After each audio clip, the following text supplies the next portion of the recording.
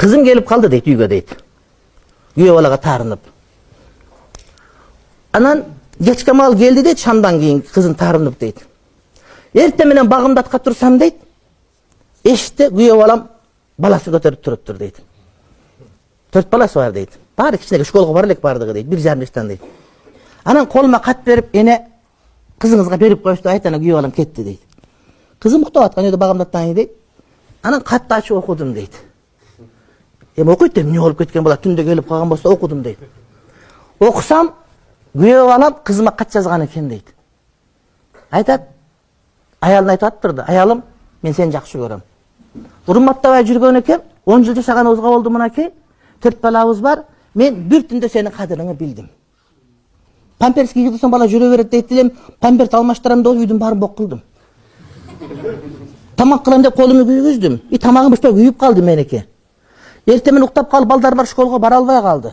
Баланын кийимин таппай койдум. Бала эмес, өзүм кийим таппай койдум мен. Ачка калдык, от өчүп калды, от жага албай калды, түнү менен көмүрдү. Баланын памперсин алмаштырам деп үйдүн баары бок болду.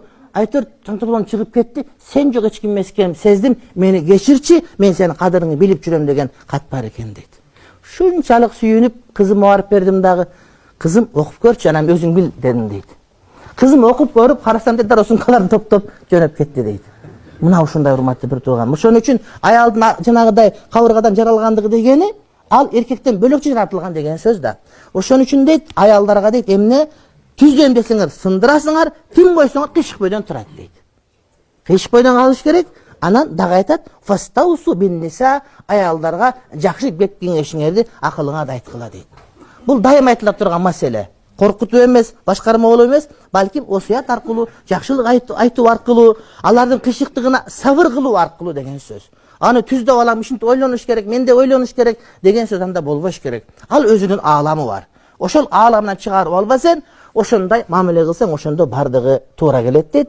Бул хадис Бухари, Муслимде келе турган хадис.